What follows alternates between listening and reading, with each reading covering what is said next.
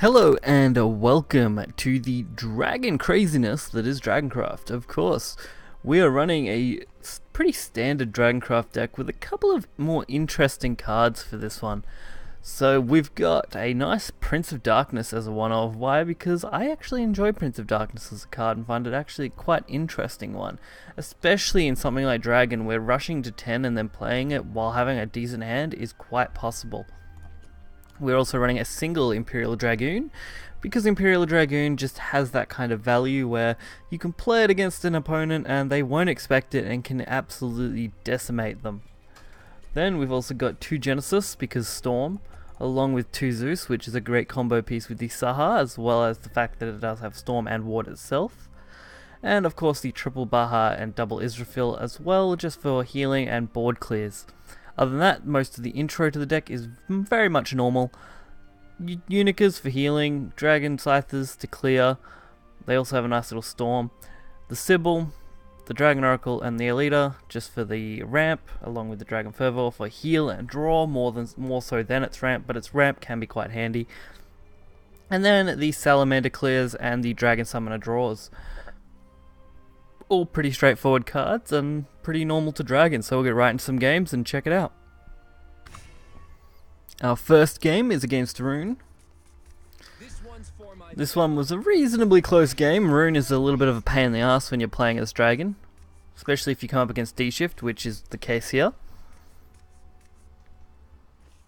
So our hand was pretty weak. We go for an extra draw. We don't really get anything useful. Sybil's probably the best card in this current hand. We're not really going to use the Blazing or the Breath of the Salamander against D-Shift here.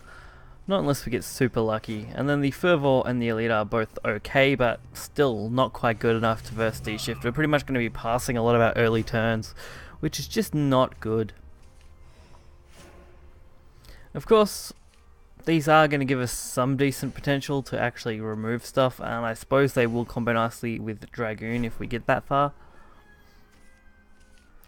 But we do finally get a Dragon Oracle a little too late. Elite is just the nicer play here. Throwing it out on the board, forcing it to either be removed or to trade. Especially on, turn 4 when D-Shift is probably going to be playing something. And of course, Dragon Oracle is going to fit a lot nicer when you can play it on 4 with another 2-drop. So our ramp came into our hand eventually. I mean, it got its purpose out, which is good. We're going to be able to go into next turn with 7 play points and the chance to drop Sybil. Not so lucky, the D-Shift is playing so many spells this turn that it's going to be hard for me to keep up. But not absolutely impossible. Damn it, Sybil. Sybil has such a tiny body now, makes it such a difficult card to play onto a board and consistently stick it. Which is in a lot of ways good. I mean, Sybil's body before was a huge issue. The return on that is fine. Getting the Dragon Summoner back in my hand gives me another chance to play it later.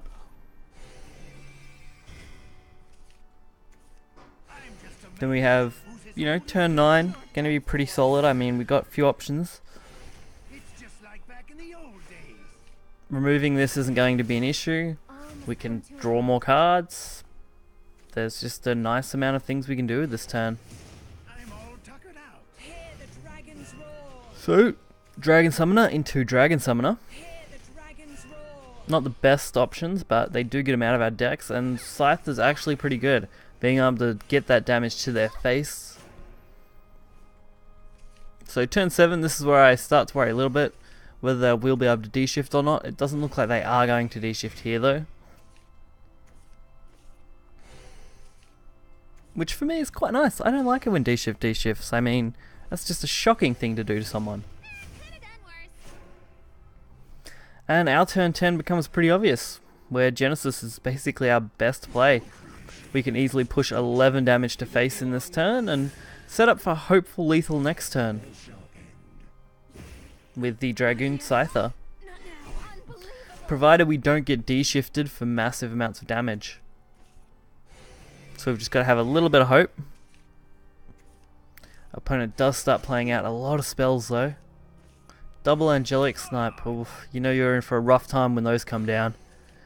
But a Fate's Hand for 3 does seem good, so we did see the 2-drop D-Shift and a Flame Destroyer, but nothing else, so looks like they probably don't have another D-Shift that they can play out this turn, and Giant Chimera wasn't played, so pretty easy for me to secure this game.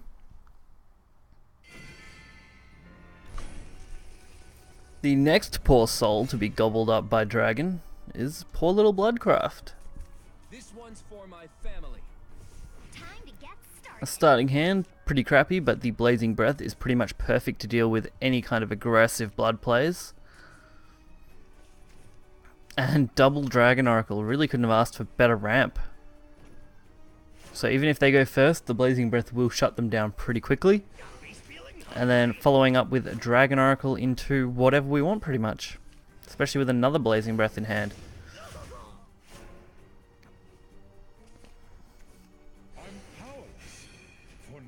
So we do have that Dragon Oracle. Going for a ramp. So we'll get 4 next turn. Hopefully we'll be able to get another thing to deal with this 1-3, whether it's Salamander or Blazing Breath or something. Not so lucky. So playing out the Dragon Summoner, just pulling off whatever we can, mill out our deck a little bit. Try and go for something like Sybil for next turn, but not quite so lucky to get it. And of course Snarling Chains had to happen, didn't it?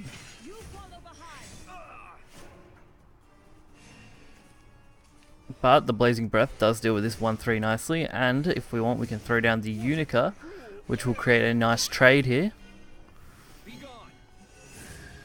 Blood is a tricky craft to deal with if you don't have a nice early game. Fortunately our early game wasn't the worst. But another Snarling Chains, they had pretty much perfect removal against me so far. So we're hoping for a Sakwahil, I guess, as the best option. That will be allowing us to summon the Zeus out, play the Sakwahil, go for the Evolve, and trade off the board, which will just pretty much kill this Vania. Unfortunately, not the card we needed, but one that we can take advantage of. The Bane will clear the 4-4, and then using our own 4-4 can clear off at least one of these bats, limiting our damage down while also stopping them from proccing the castle.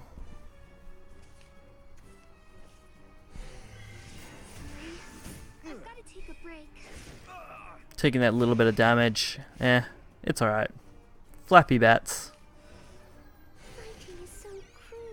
So we finally do get the Sakwahil, which basically makes us kind of unbeatable at this point.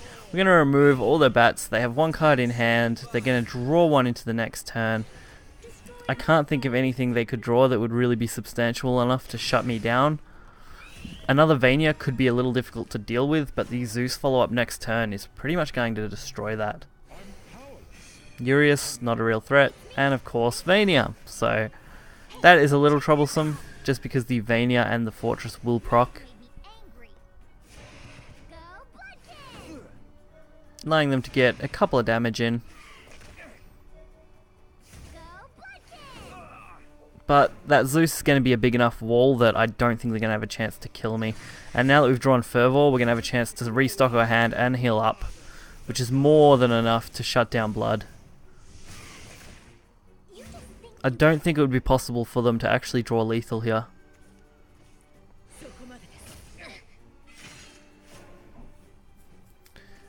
So not so bad. The Bahamut is actually nice as well, just in case, but the healing is much more beneficial in this point in the game.